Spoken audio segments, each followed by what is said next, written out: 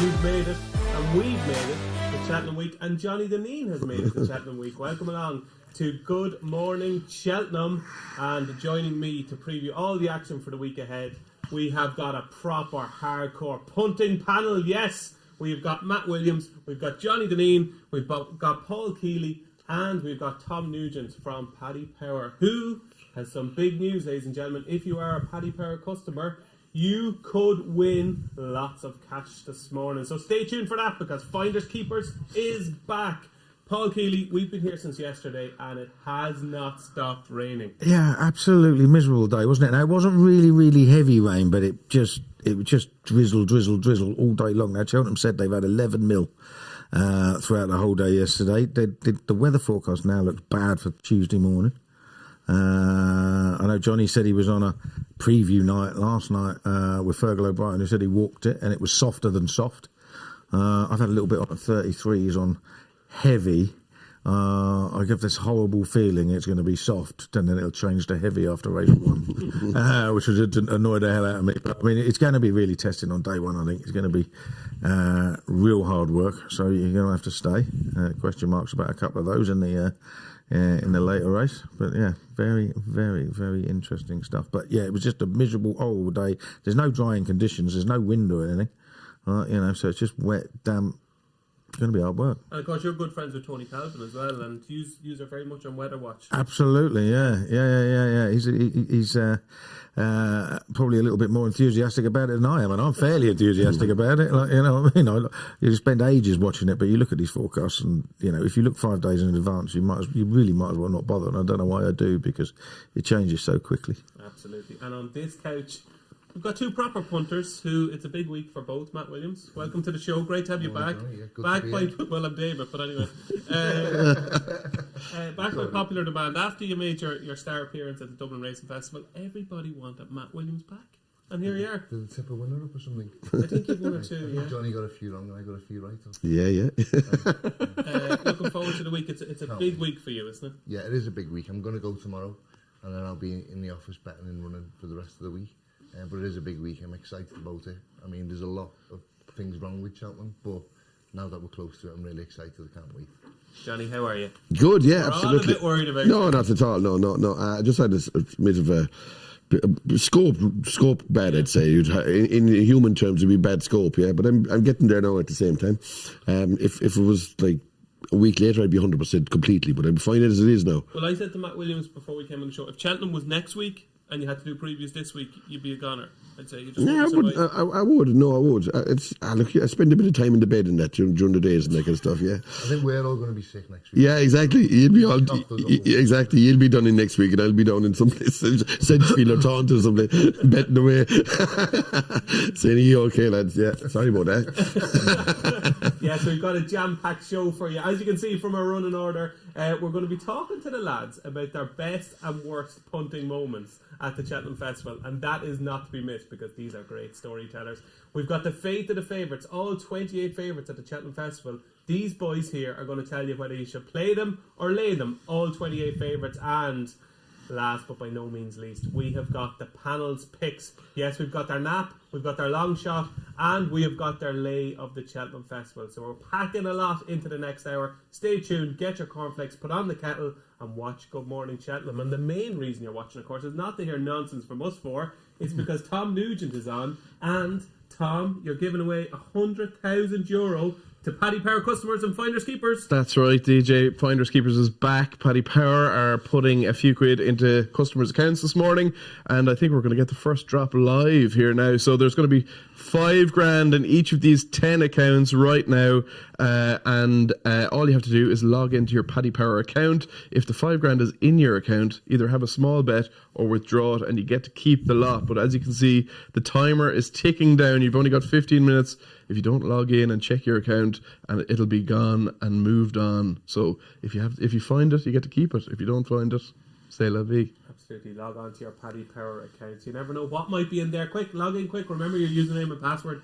And you never know, there might be $5,000 in it. So let's kick on with the show, and we're going to start with our best and worst punting moments at the Cheltenham Festival. We've got proper hardcore punters So we want to hear the stories of pure joy and elation and stories of misery. Because nobody likes punters gloating all the time. You know, we don't want to hear how much you won this day, how much you won that day. We want to hear tales of misery as well, Matt Williams. So we're going to kick off with you. Speaking on experience from the last, I suppose, 3 decades of punting, would it be at this stage? Yeah, well, yeah. What age are you now? Decades. I'm 50. I was 50 last month. Oh, happy How birthday. old are you, Johnny? 53. Right, I'm looking good then. You are actually. Ian is 42. So yeah, about 30 years I've been at it. Yeah, okay, so in those 30 years of Cheltenham Festivals, I know we were talking yesterday, and your memory of like the 80s and 90s is far better than it is now. Yeah, it so you have a good range here. We'll go with the best first. So your best punting moment at the Cheltenham The Festival. best time I've had here and the best day I've had here was when St. Piran won the Grand Annual. I backed him at 16s about a month before, and I backed him in a few places. I was in Canary Wharf at the time. Went down to the bookmakers there, had a decent bet on him there, and I kept backing him all the way in. And then on the day it came, it was best mate's third in Cheltenham Gold Cup. So he was 4-1, and so I had another go on him at the track. And yeah, there was never a moment's doubt. Paul Nicholls, Ruby Walsh, yeah, and that was a great day.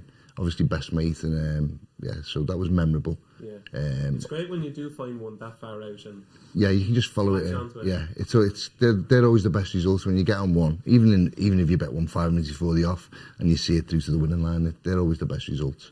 Where St. Piran is your top of the. That was a great day. You know, we were best mates and everything. It's just very memorable.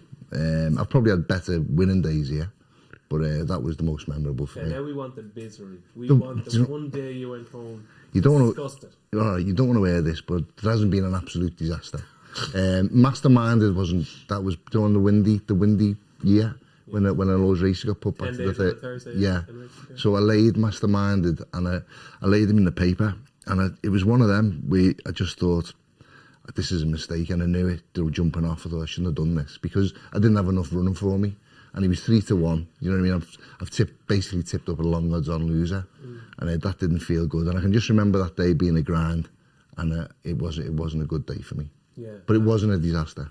Okay, there has been no disaster, but there's still time yet for the disaster. Yeah, I mean, disasters is. I heard Johnny talking recently about you've always got to be upbeat when you're betting horses. Do you know what I mean? And I try to maintain that. Do you know what I mean? Okay, so there we go. St. Piran was Matt's day in the sun all those years ago. What year would it have been? About 2004. 2004. Yeah. Okay, so the 20th anniversary, the last 3-day festival. Yes. Yeah. There we go. Yeah. Back in the good old days of 3 days of Cheltenham. Right, Johnny, here we go. You're always good at these old tales. We'll go with pure and utter misery first. Yeah, look, I've had bad days and good days here, same as Matt, of course, same any punter really. But that year in 20, whatever year it was just the year was around the COVID year. 2020, yeah, that was my worst festival ever by a distance. It was the only festival I ever lost at making a book ever. And but what went so wrong? I tell you, it started. But I was on track with the Dairies about 16-1 for the Arkle. Like they looked coming in, turning in, you'd said it was all over. I think I did something. I was a bad day going into Thursday anyway. So Thursday came the very first race. I had to go on the first race. It was on Mellon, and stood Sam Crow and Faheen. Made a book in that race, stood the two of them. But the worst thing about that race for me is I'm watching inside, you know what I mean? And when they go by the line, I think I'm okay. Because it's a massive swing for me now, you know, as well. I'm on Mellon at 14-1, laid the other one 4-1. Runs out, jumps up in the box. I said, wow, I think we're up at the. So my man was in the committee. He said, yeah, it's 5 on. Mellon. In the photo, 5 on Mellon. Next he said, it's 2-5 now. Next thing, 4-6. I said, oh Jesus. Next thing, they showed the freeze or the real, you know, the slow-mo. Next thing, and they have the line, don't they? Yeah, and I said, Jesus, we're beat here. And he says, yeah, 6-4 now. I said, oh, unbelievable. Well done. Yeah, well done. yeah. So the next thing, we're waiting for. Now it took long, and for a photo, like modern day photos, they call them fairly quick. So it might have taken 90 seconds. But when they called that number, the wrong number for me, I was there. Oh Jesus, leave me alone, Kathleen. Do you know what I mean? Disaster. But the following day I was on Goshen, 5-1, anti-post, and the last race I worked my way back into some sort of contention and would have got half my money back for the whole meeting if Commander of Fleet won the last race, and that fed it to last as well. And they were just saying, sure, you know, it was a disaster. You know what I mean? But as I said, I've had good times there too, so it's not the end of the world at the same time. As you said, I said to Matt there, you kind of have to, if you're betting every day of the week, you got to get used to bad beats and things like that at the same time. You don't like them, don't make them that any more pleasurable or anything, but you get used to them and they're easier to handle, I suppose, after a while. Okay, so that was 2020. That was your worst punting moment at the Cheltenham Festival. 4 days of misery, it sounds like. What was your best day? The best Cheltenham moment for you? Well, I suppose I've had landed a few little Lenty posts like over the years. Nice little with horses that won at short prices that I was on them. I'd say the best bet I ever had here at the festival was a double under saw at 9-2 to win the Arkle with Vatur at 5-1 to win the turners or whatever they call it now. You know what I mean? Yeah.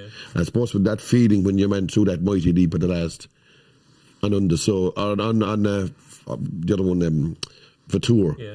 I suppose like that day you'd probably think like, geez, I'm King Kong here. You know what I mean? Yeah, exactly. Yeah. So like they finished up at say 4-7 and about 11-8. Yeah. So like when you're getting 30 something to 1, 32 to 1 to double. Right. Yeah, exactly.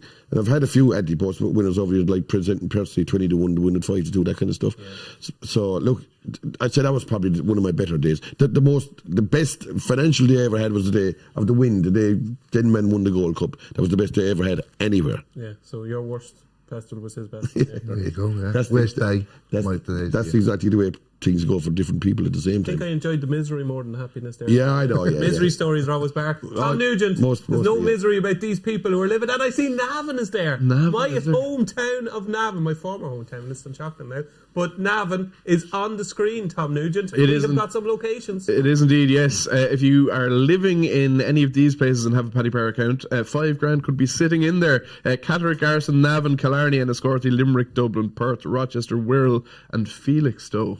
There we go. Felixstowe. I've never heard of it, but I'm sure it's a lovely place. But yeah, you could have $5,000 in your account. All you have to do is log into your Paddy Power account. If the $5,000 is in there, have a small bet or withdraw it, and it's yours. Yeah, have a small bet or withdraw it. Make sure you get it. We want you to get the $5,000. And if you live in any of those locations and you've got a Paddy Power account, log in right this second. Right, Paul Kealy, you're up.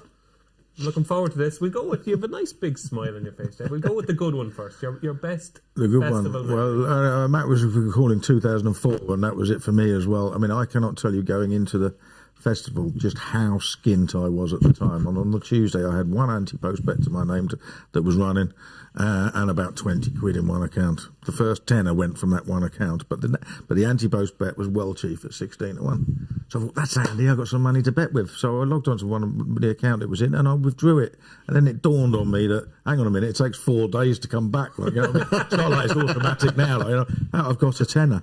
Like, you know what I mean? To pump with, I was literally that skinned. And I had it on Hardy Eustace without booster. And I followed that up with, I backed Creon at 50 to 1 for the Thames final. And the following day, was that JP's? Yeah.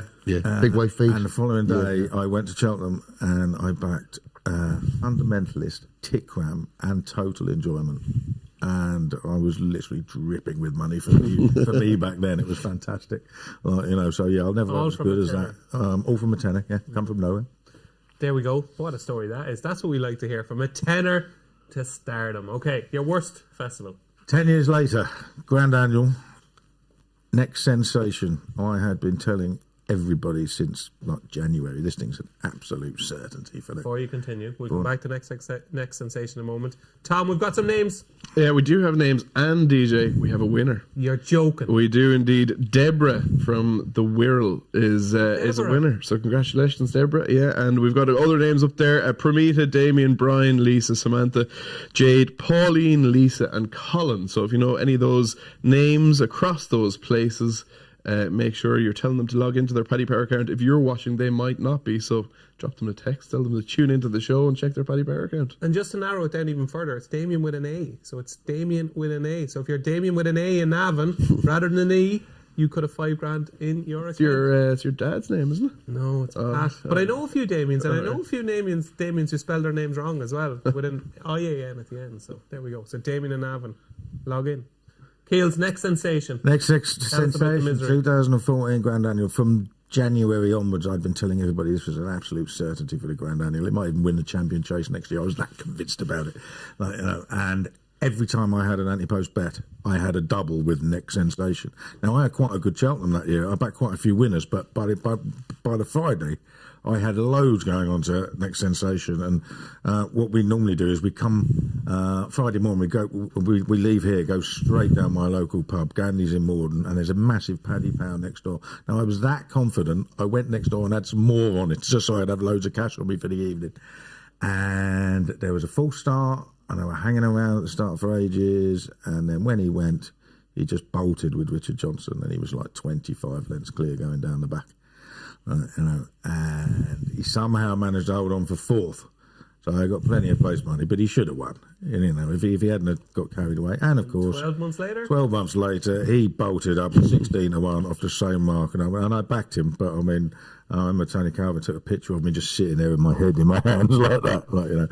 I was devastated. I'm right in saying that was AP McCoy's last festival ride, I think, in that race. Isn't it? It might have been, but I think Tom Skoo rode it. I think Tom Skoo rode it.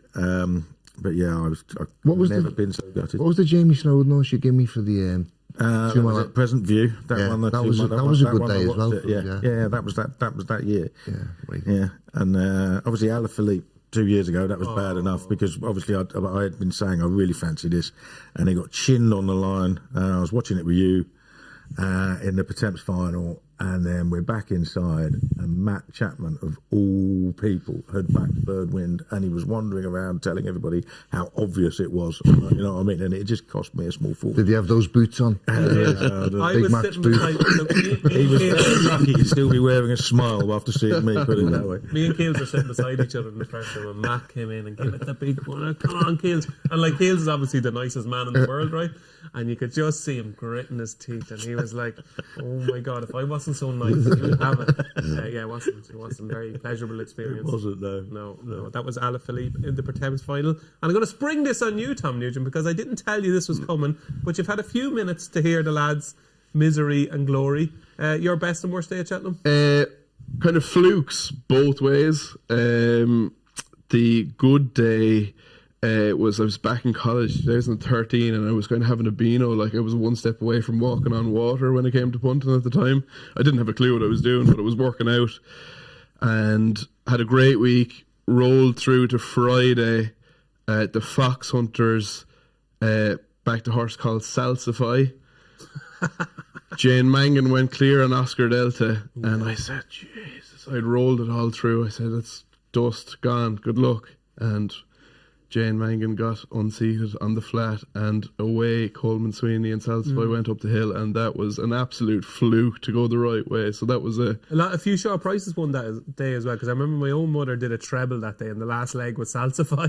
And she got paid. So it was a good day for punters that day. Yeah, it was, absolutely. And they call it kind of Black Friday in the Paddy Power trading floor since. I think they got cleaned out that day. And you helped the cleaning. And then the other way was another fluke, and probably resonates with a lot of mug punters out there, but back in favourites or whatever. But Champagne Fever getting chinned by Western Warhorse. He won that race, did he not? He did. He did. If in your dreams and nightmares he did, but in reality, sadly, he didn't. So that was probably the bad side. It was one of those races when even when you watch the replay, you're going 10 yards before the line. Actually, what actually happened in those last 5 yards? The camera angle just changed. I've still got that even further back with Hill Society. That just definitely won. Champlain. That just definitely won. It went 1,000 to 1, didn't it? It's something crazy, and just then flew like out of nowhere. I was in the room with the lad who got 1,000 to 1 about it. Really? Yeah. Judge. Yeah, judge. He wasn't a judge, but he's good. Any more winners for us, Tom? No, nothing coming through at the moment, and we're running out of time. Only just under a minute left, so the money will be moving on if nobody checks their Paddy Power account quickly. So if you're Permita and Catterick Garrison, rather, Damien and Navan, Brian and Killarney, Lisa and Enniscorthy, Samantha and Limerick, Jade in Dublin, Pauline in Perth, Lisa in Rochester, or Colin and Felixstowe, make sure you're checking your account. Deborah in the Wirral is sitting pretty. Well done, Deborah. And quick, you've got about 25 seconds left. If that's your name and that's where you live, log into your Paddy Power account. You've only got 19 seconds left. So Tom, that day obviously when Salsify won, that feeling, did you feel kind of guilty collecting that day? Very, very guilty. Yeah. Because kind of like you could see on the television that how devastated Jane was, and that was like. And you've done plenty That of work was great. since. Yeah, and would know her well now.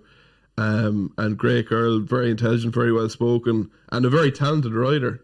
But just cruel, like very cruel.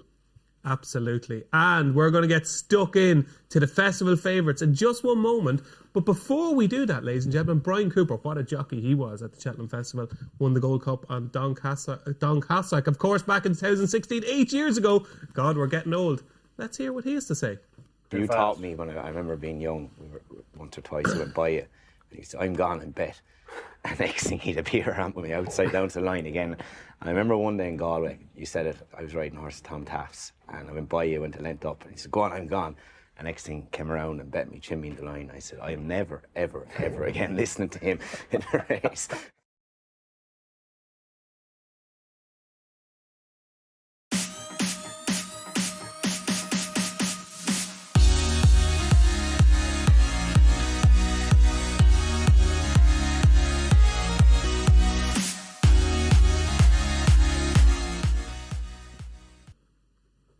So there we go. Let's get on with the show. And this is the fate of the favourites. So many of you, good morning, Cheltenham viewers, will be relying on favourites, odds-on favourites, ridiculously short price favourites this week. Well, all 28 of them, we're going to be dissecting them right now. And we've given them all a day each, okay? Apart from you, Matt Williams, who has to do 2 days. So you're doing another way when you're doing a relay race? Yes. And you haven't got enough numbers? So you're doing the first leg and the last leg, okay? So you're the fittest of us four, okay? Okay, so here we go. We're starting off on Tuesday, okay? So you have to decide whether they're plays or lays, okay? Right. So kicking off, just about favourite in the Supreme, Matt Williams, is Tully Hill. Play or lay? It was going to be a lay until about a week ago. Apparently, the last bit of work was sensational, so I've gone a bit lukewarm on that. But if pressed, I'd probably still say lay. Okay. Gaelic Warrior in the Lay. Arc. Oh, I haven't even... How can you back him? How can you back him? Do you know what I mean? He jumps right-handed. He was legless when he came down last time with the DRF. Too short, and yeah, be a game. If he wins, then I have three words for you, right? Pure, natural ability. Okay, we didn't show it last time, did he? No. You know, and he went at enough pace last time to suggest that he might not have had enough time to get over that. And if he wins, then, you know, Willie can bring them back for this meeting after disappointing at the DRF, but I just couldn't back him. I know this is very much if me anti-kahunas and all that kind of stuff, but if he hadn't ran at the Dublin Racing Festival and he went straight from Limerick to here, he's 4-6. Oh, I don't know whether he'd be that short. Evens. Yeah, okay, I'd still be against him. Okay. So Gaelic Warrior won't be winning the Arkle, according to Matt Williams. Meeting of the Waters in the Ultima. I respect them. I respect connections and all the rest of it, and the vibes are really good. But again, he's probably too short. I wouldn't want to lay him. It wouldn't be my type of lay, but I wouldn't be mad about backing him either at the prices. Okay, here we go. Stateman, short and sweet, wins. I'd lay him as well. You're laying Stateman. Laying everything, yeah. Well, I just look at him. He beat Bob Ollinger last time. Imperi Pass, a problem horse time before that. Echoes in Rain before that. I know he hasn't got a lot to beat tomorrow, but I think there's more in there than... Wake up. This is your moment to shine. He's 2-5, Johnny. Right, here we go, right? Now, hold on a second, right? Yeah. We do a lot of work together, right? Yeah. You're sick of me, right? Right. Right? We did up in the ante yesterday, okay? Yeah. You said this horse cannot be beaten. It was a 10 out of 10 play for you. He's saying this horse won't win. What do you have to say to him? Now speak to his face. No, listen. Every fella has. No, don't speak to me face. yeah. Keep your James over there. Yeah, exactly. So look, I'll try and speak out some sort of a funnel here, but anyway, look. Everyone has a little opinions. I have it's only a little opinion. Well, mine is the same as Matt. They're always in one person's opinion at the same time. But you're sitting on this couch on a show that's watched by thousands of people. Yeah, so you're there for a reason. It's 2-5, okay, at 4-11. So it is expected to win, okay. I personally think it should be 1-4, not 2-5.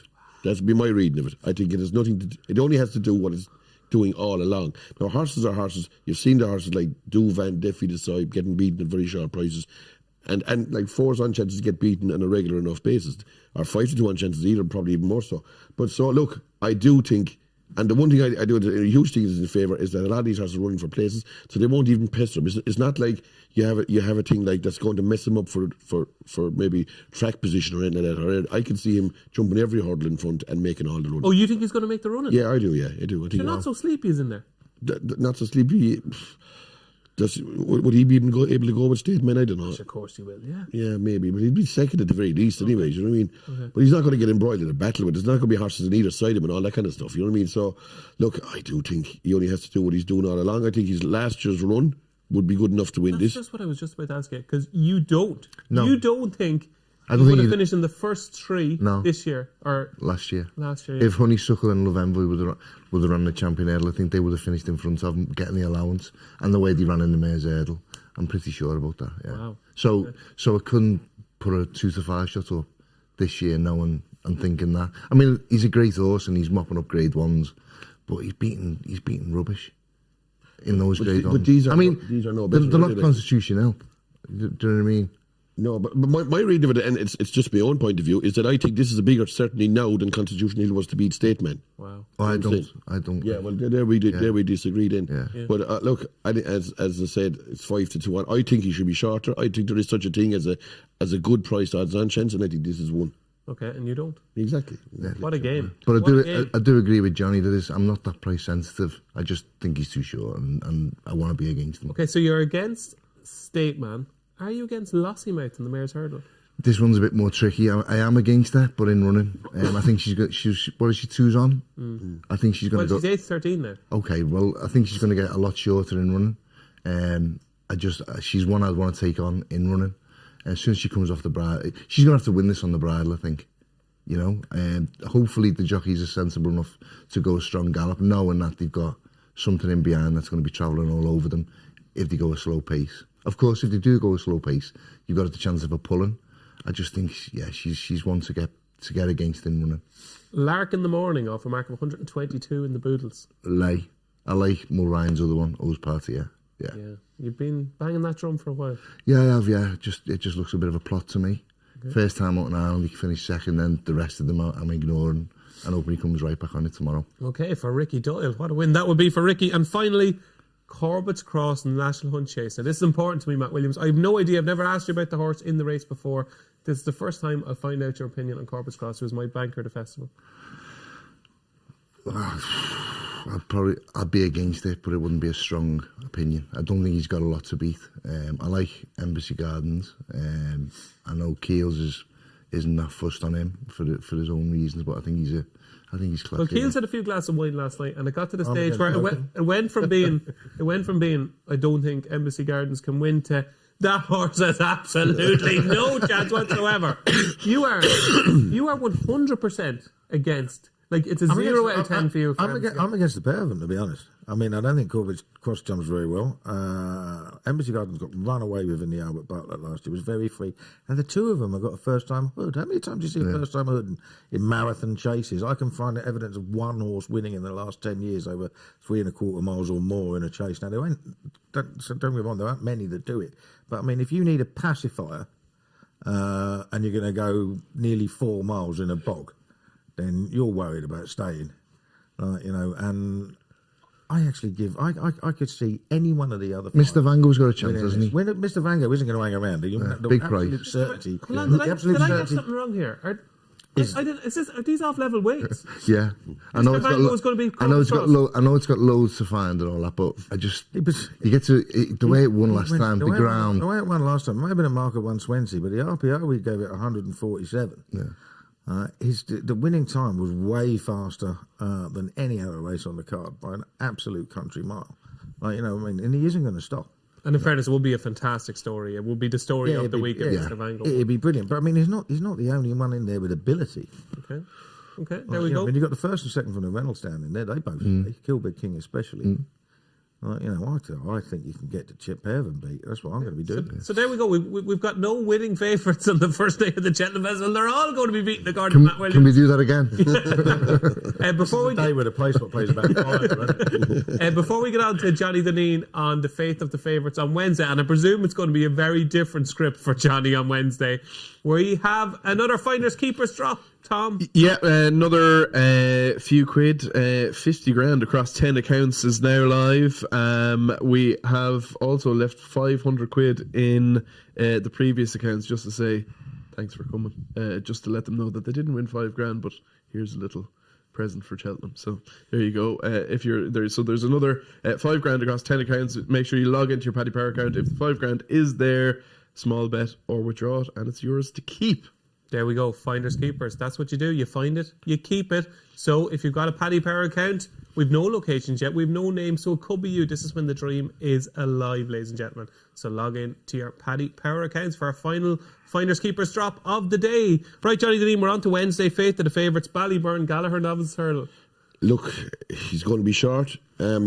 Obviously, he's going to be short. He's going to be very hard to beat now because his ability, I suppose, has made it a weaker race for himself. Even like he's going to have, he's driven Slade Steed into the 2 mile, and he's driven all these other horses maybe that might have contested this into the 3 mile. The Alex Gidley Park. We're probably heading there anyway, but they're definitely heading there now anyway. So like when you look at what he has to beat, it's not going to be a whole load. And bar he pulls his head carriage thing that he does. It's about the only little semblance of a negative I could find. I think he'll win, yeah. I couldn't lay him anyway. I think I'd go with him, yeah. Okay, so it's a play for Johnny on Ballyburn, the Gallagher Novice Hurdle. I told you this is going to be different to Matt. Fact to file. Now, this is interesting. Fact to file in the Brown advisory. You're on this anti-post at 7-1. Is evens a good price? No, I don't think it is. I think he's short. Saying that, I don't fancy Stay Away Fair much. Aye. Yeah. Aye. Yeah. I know somebody who does. Yeah, I don't. Maybe these conditions will help him because he's an out-and-out stayer and all that. But I hate the fact that they're going for the cheek pieces on him. And I think the cheek pieces on a chaser is something like you put on something in the Eider Chase or something like that. It's not a horse that it's not in the Sun Alliance or Chase or whatever you like to call it, the Brown Advisory. We're going back in time. Yeah, whatever. Like, what the hell did Brown Advisory do on you? That's what I want to know. Yeah, no, whatever. I even call this first race to whatever the Sunlight Hurdle. They'll always be the Sunlight Hurdle, Sunlight Chase to me. But anyway, I just think that's a little negative for that kind of horse that you have to eke out a bit of. They think that he's not even doing it 100% right, even at this early stage in his career. Look, I have a feeling that he'd be vulnerable to a horse with a bit more pace. I don't fancy Broadway Boy either. So then you're not left with a whole load if you're laying fact to file. I think Monty Star has a good chance, and I think it'll beat the rest of them. It may not beat fact to file, but I think it'll beat Stay Away Faye and Broadway Boy.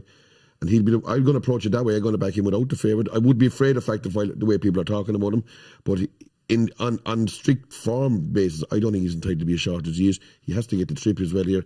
And with the ground being as soft as it is going to be now, it is going to be testing, and he will need to stay every inch of it, and maybe that bit further to get home.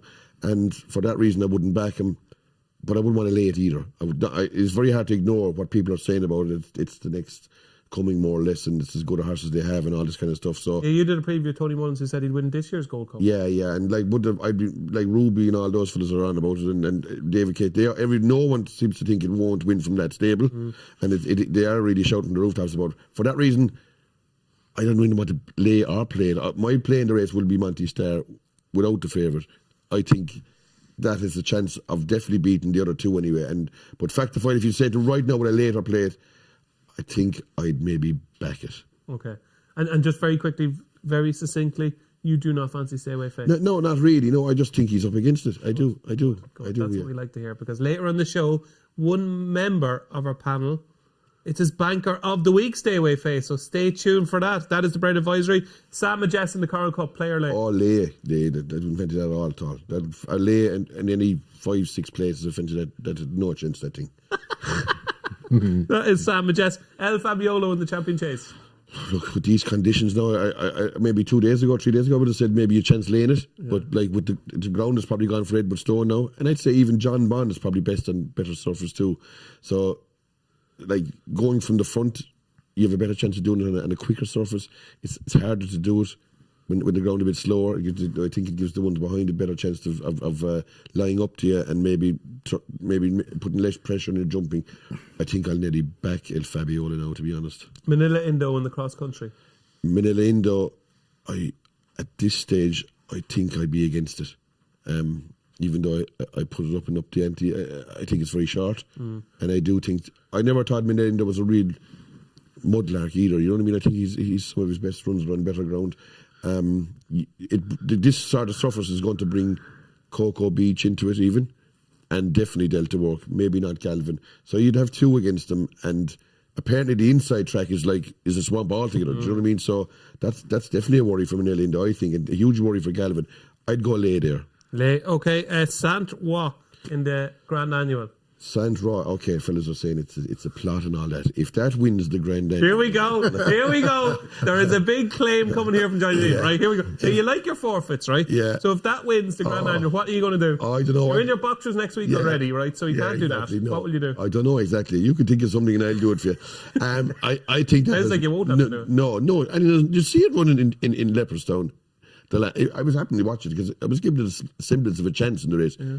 It jumped one fence and it took about a half an hour to get over it, and it's about a fence behind. And I was just saying, like, I know, like, it might be being prepped for something else, but this is some disgusting effort at the same time. I couldn't have that on my mind, and he was saying, right, not on my mind. Okay. So we've got one favourite going in so far. Paddy Power shares have gone through the roof. The bonuses for the lads. Finally, clinging on to favouritism in the Wednesday closer in the Weatherby's Champion Bumper is Jalon Dudares. Look, I mean, it's at 7 or 8 to 1 chances, isn't it? Like I'm about 8 to 1 on to be right if I say lay, like, so I'll have to say lay at the same time. But I mean, the bumper's wide open. You could pick, like, put it this way, would you take evens 5 combined? No, I know what you mean. You know, if a fella said, I'll give you 5 horses, if you can pick any one of 5, I'll give you money, pick the winner. You couldn't have it. I couldn't have it anyway. So you're laying Everton? You'd have to. I wouldn't even have a bet in the race. No chance in the world of a bet in the race. No, none. Okay, there we go. That is Wednesday. We'll come on to Keels on Thursday. But before then, we've got some locations, Tom. We do indeed, DJ. Surbiton, Newcastle upon Tyne, Wicklow, Dublin. That narrows it down, doesn't it, Dublin? Yeah, it's a small place. Canavy, Coleraine, Oldham and Killila up in County Down. So if you know anyone with a Paddy Power account in those places, make sure you're telling them to log in to their Paddy Power account. There could be $5,000 in there. If they find it, all they have to do is withdraw it or have a small bet, and the cash is theirs. Up the Dubs, 3 Dubs there. Come on, the Dubs. We have got 3 locations in Dublin. So if you've got a Paddy Power account in Dublin, log in. There could be $5,000 waiting for you. What a start to Festival Week. Oh my God, it'd be glorious. We will be back to Tom in a couple of moments with some names in those locations. But Keel's fate to the favourites Thursday, kicking off with Grey Dawning in the Turners. I think there's enough against him to be against him. I wouldn't be massively against him. I can understand why Dan Skelton was running him here because he was almost guaranteed to be favourite rather than second favourite for the. So what's it? He might have beaten Ginny's Destiny, but he is an out-and-out stayer, I think. So dropping a trip is an issue. I think Iroko's very good. I think if Fasol Vega is going to run well up in trip, and Ginny's Destiny is going to be hard to beat. So take him on. You're taking on Grey Dawning. I think I tipped him in the Cheltenham Festival guide as well. He did. Another reason. Sure enough now, he was 7 or 8. You know what I mean? It's one of those. Pertemps final. Cletius Poulaw is favourite at the moment. You like the Pertemps final? I like the Pertemps final. Yeah, I mean, you can make cases for loads, can't you? You've got to oppose them. I fancy 3 in the race at the moment. We spoke about the weather earlier. The weather among any horse running this week is going to have the biggest bearing on Banbridge. You're a fan, I know. I'm a massive fan of Banbridge. I don't think he's even going to run. If he does, and it's still soft, I mean, he's got to dry out quickly. That's what I'd say for him to run. Tuesday and Wednesday are reasonably good. It's supposed to get a fair bit of rain tomorrow morning. So you're dealing with one of the leading amateur meteorologists. Oh, I know, yeah. Evelyn Cusack here to say what the weather's doing. Yeah. Listen, if Virgil O'Brien says it's softer and soft yesterday morning, they've had that rain and they got a bit more to come. It'll still be soft, and I don't think they'll run it. Okay. And if it's soft, I'd lay him. Okay, that's Banbridge. The favourite for the Stairs Hurdle. Who's favourite for the Stairs Hurdle? Tiupo. Tihupu in the Stairs Hurdle. I don't know. It wasn't a great race last year, and he got beat, wasn't it? Like, you know what I mean. But he is fresh, and he does love soft ground. So everything's perfect for him. I'd like to sit on the fence, but I'm going to say lay him. Sod it. You think he just wins? I think he's a great chance, yeah. I do think he's one of the better 2 to 1, 9 to 4 shots of the whole meeting, yeah. Okay, we have got some names in these locations. We do indeed, DJ. Lisa in Surbiton, Reese in Newcastle upon Tyne, John C. Sean in Wicklow, Mark Anthony in Dublin, Alan in Dublin, Liam in Dublin, Blake in Canavy, Jill in Coleraine, Shannon in Oldham, and Rose Mary in Killila. If you know anyone with those names in those locations with a Paddy Power account, how would you bet it? How would I bet him? How would you price it up? Price what up? Surely you'd be making Dublin odds on anyway. No, I'd lay Mark Anthony. Oh, would you? I would give him no chance. Okay. I have a feeling he's like if there was a disco all night. No, you won't be up. Well, if you know Mark Anthony, give him a ring and make sure he is up. Wake him up to log into his Paddy Power account because I tell you what, there was a Mark Anthony on Uh, Twitter who would ask me questions time and time again, so he could well be there. Mark Anthony. Absolute racing mad. So John he could be C. Sean sounds like a fella now that'll be playing in the O2. He sounds a bit like a rock star, doesn't he? It's a cool name. Yeah. John C. Sean. Yeah. Yeah. Okay, so if you are any one of those names, if you're christened any one of those names, log into your account and you could be €5,000 richer. So Tihupu, we've got beaten in the stairs hurdle. Now, this is interesting because the next race is the place and it's Crebbley. way too short. No, I like him. He's a good horse, but he's way too short. And it's as simple as that. It's his nap of the week. Yeah, I understand that. I really like Theatre Man anyway. With Harry Cobden booked. I think that form behind Ginny's Destiny gives him a right chance off the handicap mark that he's got. So we'll wait and see. But I mean, I would not Crebbley, but I don't bet 72 shots in 25 on a handicaps. I'm almost leaning away from Theatre Man because he's only 6. You know what I mean? So just no play. Okay, moving on to Brighter Days Ahead in the Mayor's Novice Hurdle.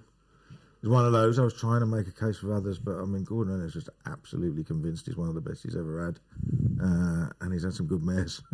So I'm gonna say yes, he'll probably win. And I know the way you're thinking in the Kim Muir. Ultimate plot job, isn't it? Never gone anywhere near 3 miles in his life. Hold it there, Keels.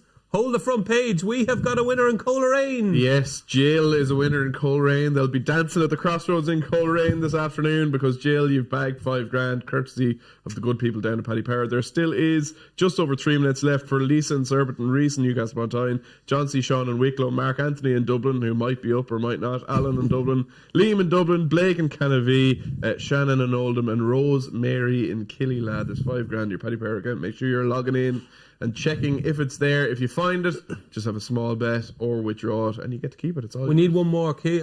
Johnny's on over 2.5 winners today, so we're on 2. So we need one more for him to get his 10 to 11 shot up. I was just thinking there when you said about Theatre Man going too short. Did I forget to ask you about your punting misery at Cheltenham, or did you answer that?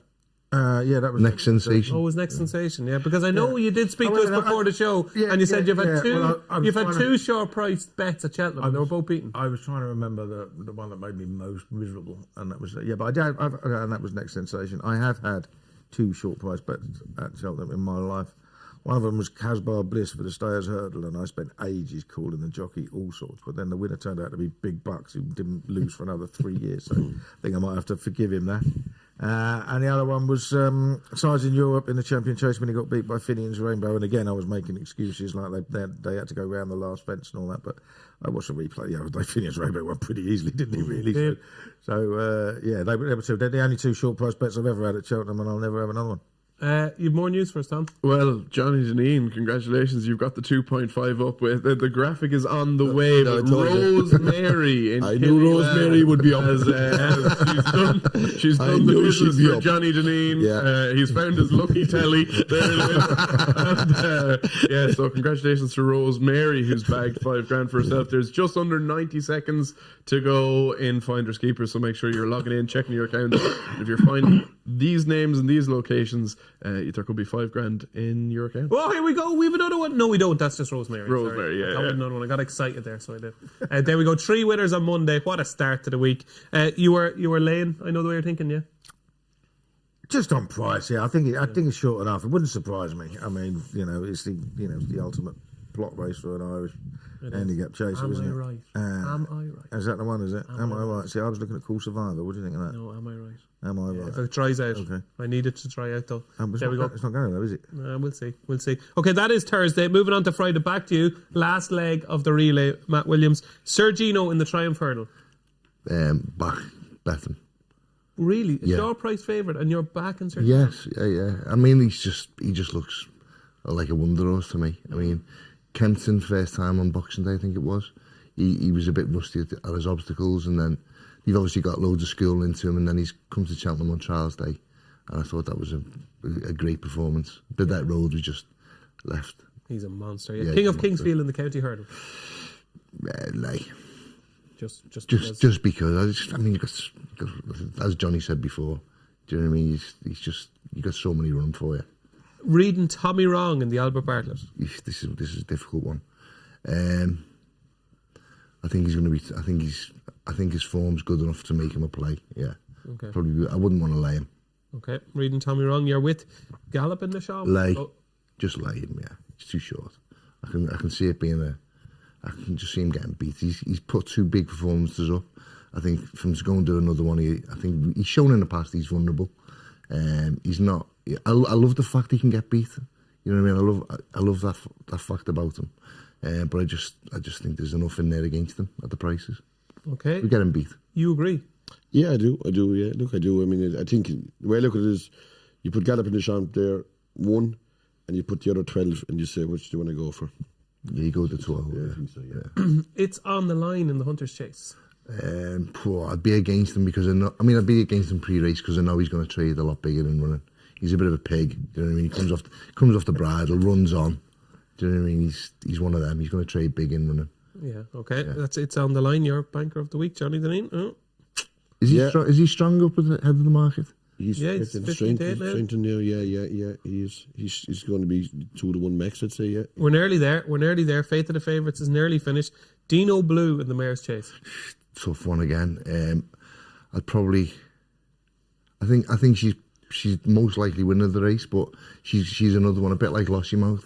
She's going to trade a lot shorter than the pre-race odds. So in my head, I can't get round to laying a pre-race because I know that in the run she's going to go shorter. But I wouldn't say she's guaranteed stay. Okay, and finally, last but by no means least, the big plunge horse in the handicaps in the last week, Key the Bourbon in the Martin Pipe. I think he's short. You know what I mean? It's a tough one. I wouldn't want to. I just wouldn't want to lay him at the odds. But he is short. Can't jump, can he? Yeah. You all right? Lay him, Matt. Lay him. All right, I'm going to lay him. You're laying. On Keel's say so. Okay, there He we always go. puts me So straight. we've got about 2 winning favourites out of 28 of the 2024 Cheltenham Festival. So if you work for Paddy Power or you're a Paddy Power employee, you're getting a nice Christmas bonus this year. Had we any more winners, Tom Nugent? No more winners, DJ, but the good people down at Paddy Power have left 500 quid behind in each of those other 8 accounts. So just to say, hard luck, but there's a little something to soften the blow. A little bit of consolation. That's what Exactly. we like. Yeah. Fair play to all our friends at Paddy Power.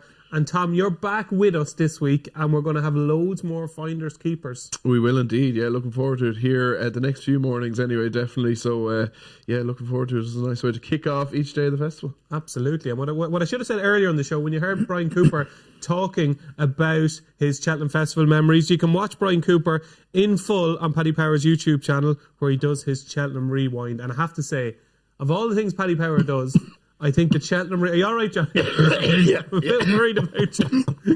And into your... Oh, fuck's sake, Tom. Excuse me. Right. That's okay. I apologise for Johnny.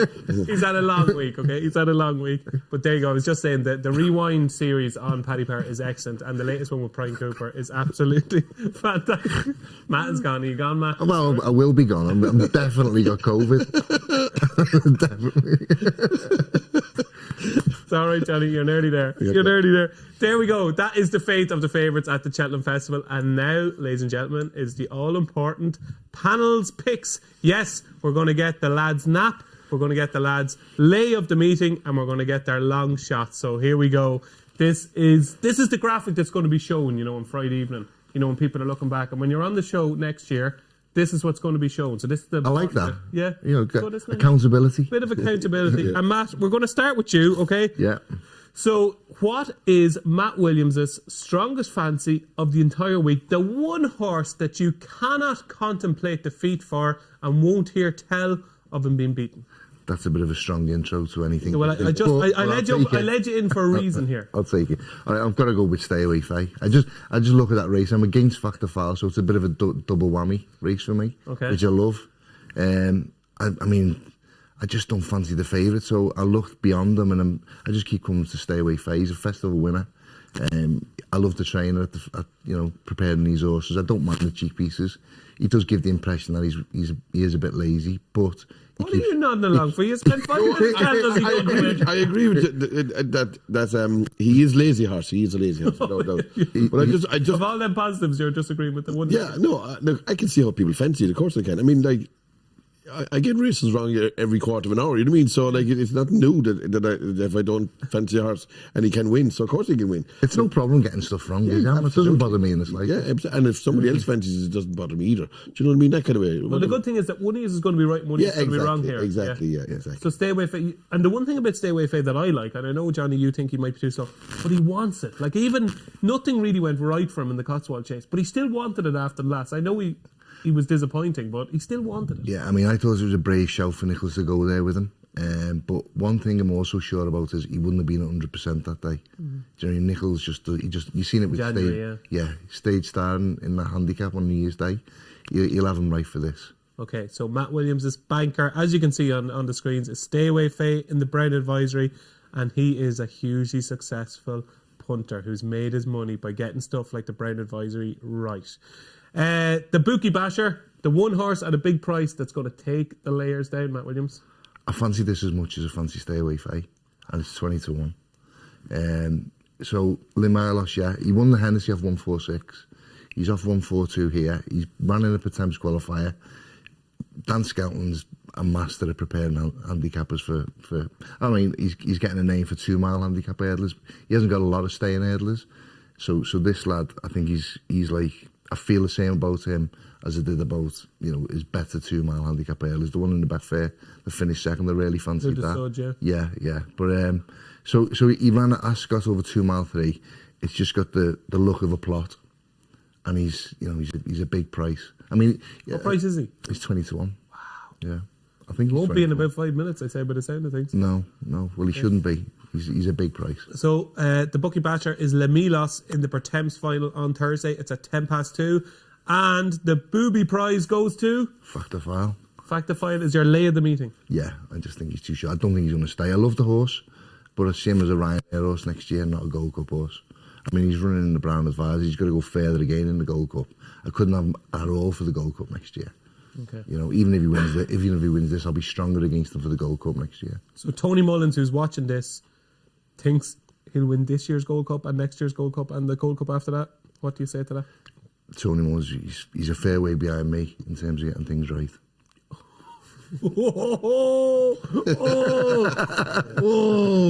Good trainer though. He's a better trainer than me. Yeah. There we go. So Factor File.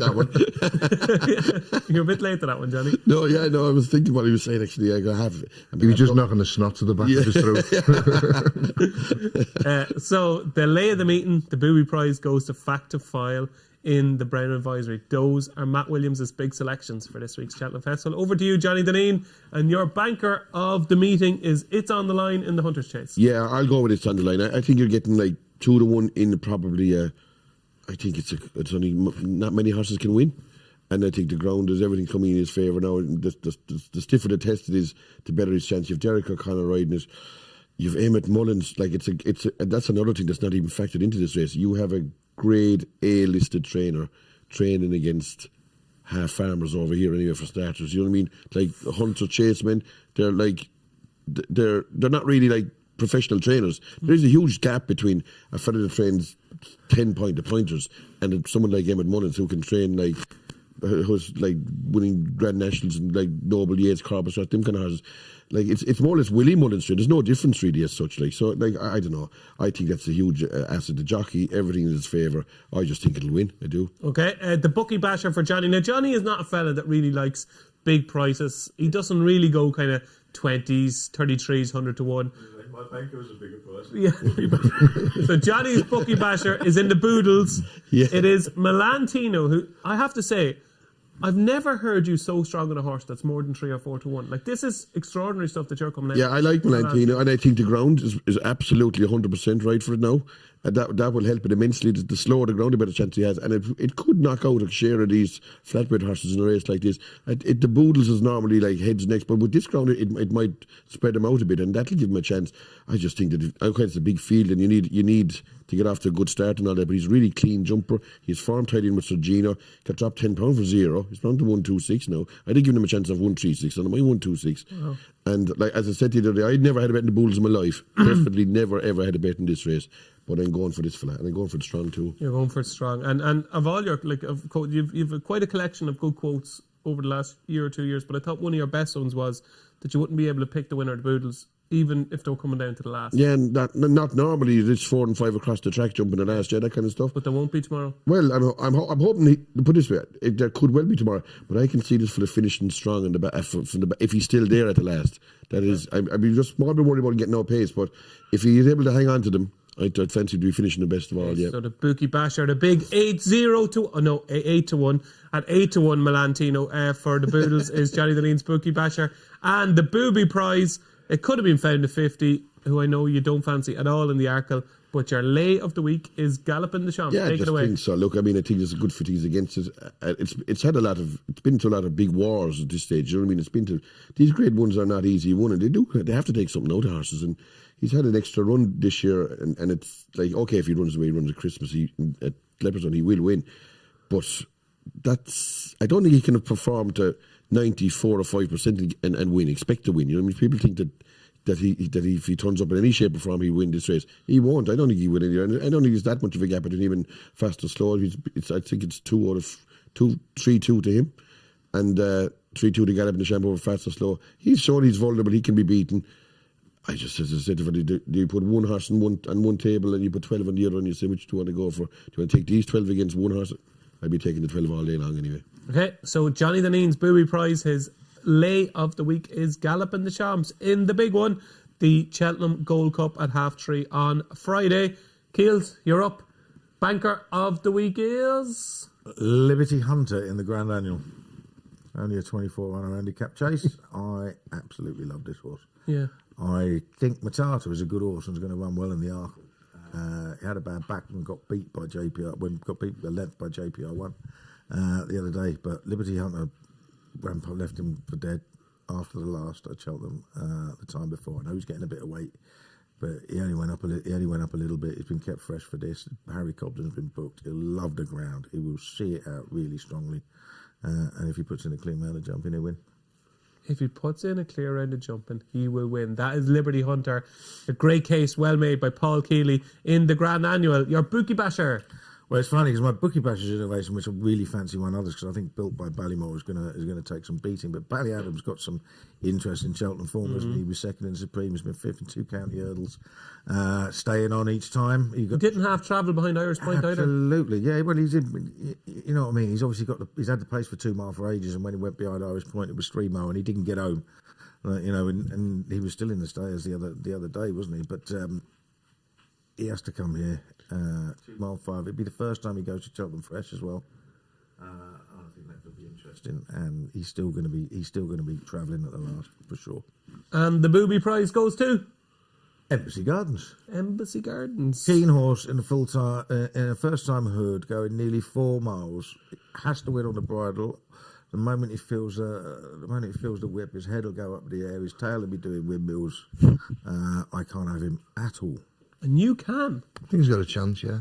Yeah. After hearing that? I think everything in the race has got a chance, though. Even the Reich. So, yeah. I mean, I respect. That's it. I think I genuinely think they've all got chances. And I think Embassy Gardens is really soft. And I can't see him winning it on the bridle. Yeah, the form of his last race was really good. I can't see him winning it on the bridle, and I definitely can't see him winning it off the bridle. Okay, there we go. And Tom Nugent, you're up next. Your banker of the week. Brighter days ahead in the Mare's Novice. I think she's an exceptional filly. We had a horse that finished second to her up and down Royal, and a real good yardstick, and she just went past her like she was standing still. I think she's improving all the time. The only thing that might catch her out is the shorter trip. Maybe she seems to stay quite well. But the soft ground won't be an issue to her, and I'd say if they bounce out and do the gig and sound thing handy and wide, out of trouble, simple, and she should get the job done pretty easily. Pretty. You're going with pretty easily. I then? think so. Yeah, I think I'd say she's regardless of the penalty. Good race now. I'd say she'd carry 2 or 3 penalties and it wouldn't be a bother to her. Like, I genuinely do think she's a long way clear. Okay, there we go. So brighter days ahead is the banker, the bookie basher. Carry a bit of a swing for the fences here. Carry the Blazes. She trained by William Mullins, ran absolutely horrendously at Christmas on her first run in Ireland. Keane did everything wrong and finished way out the back, and then came back and ran in Fairyhouse and settled and did it a lot better. Like Johnny was saying, she's national hunt bred. She was a good winner in France in a provincial track on the Souple, which would be like running on a swamp. So she'll handle the ground there. Just thought she might be interesting. She's high enough rating for what she's done. She's 127, but she could be a flyer at 20-1. Okay, so Carrier, the Blazes in the Boodles is Tom's bookie basher, and your booby prize, your lay of the week. It was a toss-up between Tully Hill and Gaelic Warrior for me, but yeah, I've gone with Tully Hill. I just think the Supreme is very open this year, and I don't think he's a star. I'm just not convinced at the time being, so I'm very happy to lay Tully Hill in the opener. Okay, there we go. And last and least, not by no means least, but least, here are my selections. My banker of the week is Corbett's Cross in the National Hunt Chase, so I'm hoping Touchwood is a different class to those he's running against. Like, I could see Corbett's Cross, if we're sitting on this couch next year, I'm not saying he'd be favoured or he'll win a Gold Cup or anything like that, but I could actually see him running in a Gold Cup. I think if he improves his jumping and slicking up his jumping, I think he's got enough ability to run the Gold Cup. And I go through the rest of them. Maybe Embassy Gardens, I don't know, but I couldn't see any of the rest of them ever running a Gold Cup. He could, and I think he'll stay. So it is Corbett's Cross for me. My bookie basher, I'm going for the Grand Annual. I'm going against you with In Excelsis Deo, who, if I go back, won't get round. No, well, he didn't get round at Sandown. He's clumsy, isn't he? He is clumsy, but I think the race is just going to suit him because they're going to go a million. Well, it won't suit him. He's got 12 fences in it. Yeah, all right. It's my turn. My turn. Might be 13 fences. Anyway, back to In Excelsis Deo. I just go back. If you get a chance, just watch the race in October against Dancing on My Own. That to me was like almost like a grand annual trial. And he absolutely flew after the last. I thought it was a really good performance by In Excelsis Deo, who is clumsy, but if he does put it all together and he's got that extra experience, I know he fell at the last of Sandown, I think he's still well handicapped. So it's In Excelsis Deo for me in the Grand Annual. And my booby prize, my lay of the week, I just think Dino Blue is too short. I think since Christmas we've kind of thought this is going to be a terrible race, the Mayor's Chase, but all of a sudden Allegory Devassi is back to form at Naas. Bride's Hill is apparently working as well as any Gavin Cromwell horse going into the festival. You got Limerick Lace, who Tom Siegel is really keen on. Like, it's turned into a reasonably deep renewal of the race from a race that we thought was just going to be actually turn up and win. I think it evens. I think you have plenty running for you if you're with the field instead of Dino Blue in the Mayor's Chase. And there you go. Those are my selections for the 2024 Cheltenham Festival, which is just over 24 hours away, ladies and gentlemen. Thanks for joining us on the show, boys. Tom, you are back for the rest of the week. Yeah, looking forward to hearing your dulcet tones every morning. Are they dulcet? No, maybe, but like they're calming. Yeah, in their own I don't know if they are or not. Yeah, I'd prefer them to be more calming. But anyway, thanks for joining us. You'll be back tomorrow. And don't forget, €100,000 will be in accounts tomorrow in Paddy Power, so stay tuned for that. Keels, we're living together for the week. We are, indeed, yes. Yeah, looking forward to it? Absolutely. Yeah. Johnny? Yeah, looking forward to now. Nearly there is right, yeah. So we'll see. Yeah. I'll have to take a bit more medication to just make sure I get the trip. Yeah. And today, now, what does today involve for you? Are you going to relax and maybe get a bit of lunch? And I have to chill? do something at 5 o'clock in the evening until 7. And another preview? No, it's not a preview. It's appearing somewhere. That's all. Yeah. Well, it's very secretive. Oh my God. Yeah, At the doctor. It is for our sponsors on the show. Sorry, I didn't know that. Yeah, so Paddy Power. Yeah, exactly. What are you doing with Paddy Power? I have to go down to the betting shop in Cheltenham at 4:30, I think. What, have a few bets or what? No, I just think to mingle, I suppose. I couldn't tell you. You're mingling? I don't know what it is. I don't even know. You're a proper celeb now. I don't even know what it is, but like Get COVID to an inside. Yeah, to try to kill as many fellas with this stuff. Yeah, exactly. Yeah. Okay, well, enjoy. Take a breather before you get to the shop. Yeah. But once that's over, I'm actually done and dusted. Well, it starts tomorrow. Yeah, I know that. Yeah. I don't have anything else on during the week, though. Which no. Matt, your plan for the week? You're back with us tomorrow. Back tomorrow. We got Love Envoy tomorrow, so we're looking forward to that. Take the family along. Office for the rest of the week, and today just getting ready. Excellent. Well, we'll be delighted to have you tomorrow, as we were this morning.